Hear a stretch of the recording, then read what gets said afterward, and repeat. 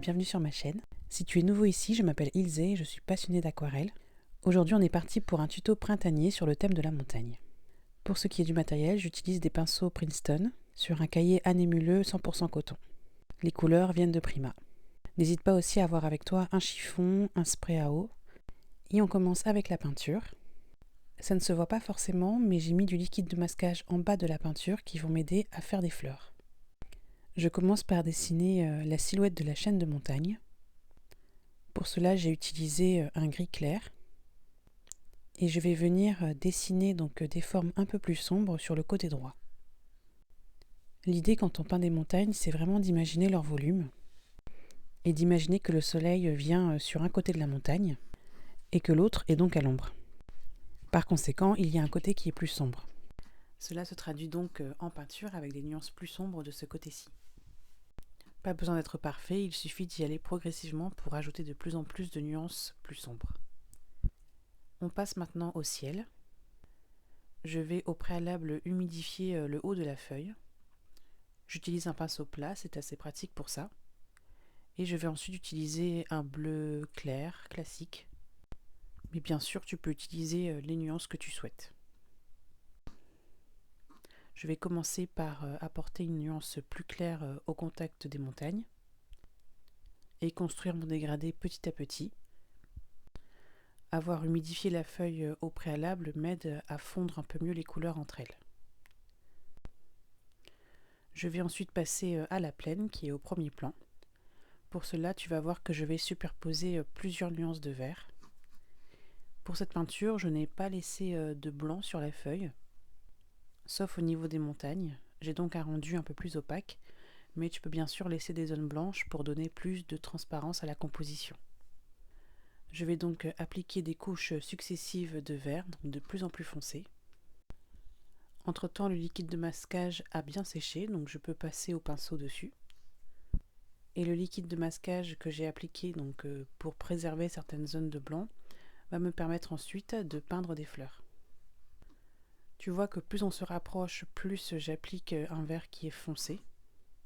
Ça me permet de créer un léger effet de perspective. Je vais revenir au niveau de la montagne pour accentuer un peu plus les ombres. Là encore, j'ai fait ce choix d'apporter un peu plus de contraste, mais tu n'es bien sûr pas obligé de le faire. Tout dépend du rendu que tu souhaites avoir. Si tu souhaites avoir un rendu plus léger, plus aérien, tu peux t'abstenir de faire cette étape. Tu vois que rajouter du contraste change la composition. Le rendu, l'atmosphère n'est pas du tout le même. N'hésite pas à faire le choix qui te correspond le mieux au niveau de ton goût personnel. Ensuite, je vais peindre la ligne de sapin. Donc pour peindre un sapin, je fais classiquement une ligne verticale et je redescends ensuite en faisant des sortes de zigzags le long de cette ligne. C'est un exercice un peu long puisque la ligne de sapin prend toute la ligne d'horizon, mais cela a aussi un côté méditatif.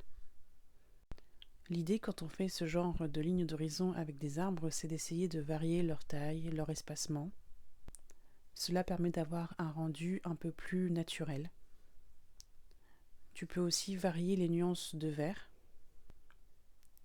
Là encore, l'idée est d'avoir quelque chose d'un peu plus réaliste. Ici, on est sur un vert un peu plus foncé pour contraster avec la plaine qui est au premier plan. Tu verras qu'ensuite j'ai réutilisé ce vert foncé au premier plan également pour apporter une harmonie d'ensemble à la composition. De cette façon, j'ai des échos qui se font entre les différentes parties de la peinture. Je rajoute également un arbre au premier plan, cela me permet de casser un peu la ligne d'horizon et d'apporter une dynamique. C'est un élément que j'ai apprécié dans la photo de référence. Pendant que je travaille sur la ligne d'horizon, le vert au premier plan a le temps de sécher. C'est ce qui va me permettre ensuite d'enlever le liquide de masquage et de commencer à travailler sur les fleurs. J'enlève donc le liquide de masquage en le grattant légèrement. Ce liquide me permet de réserver des zones de blanc et donc les couleurs que je vais utiliser pour les fleurs vont être plus éclatantes. On peut se passer de liquide de masquage si la couleur en dessous est assez claire, assez transparente. Mais cela sera toujours moins éclatant que si on peint directement sur du blanc. Là, j'ai utilisé une nuance Parme, un mauve clair assez chaud. Je pose les fleurs de façon aléatoire, ça n'a pas besoin d'être parfait. Et puis je vais également rajouter des fleurs rouges pour suggérer des coquelicots. C'est vraiment le moment où on peut se faire plaisir et rajouter des touches de couleur où bon nous semble. Après avoir mis ces fleurs, j'ai eu envie de rajouter quelques herbes hautes. Et c'est à ce moment-là que j'ai utilisé plusieurs nuances de vert, dont un vert plus foncé pour faire écho au sapin.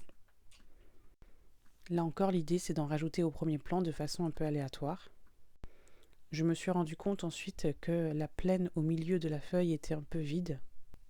Et tu verras que j'ai rajouté ensuite des herbes à ce niveau-là pour faire une sorte de jonction, de lien avec les sapins qu'on voit au milieu de la feuille. Tout ça permet d'homogénéiser, d'harmoniser la composition dans son ensemble. Tu vois donc qu'il y a une partie d'improvisation et de réflexion en cours de route. L'idée c'est d'aller vers quelque chose qui te semble harmonieux, qui réponde à ton goût personnel. Ne pas hésiter non plus à stopper et à reprendre la peinture plus longtemps pour avoir un regard neuf dessus.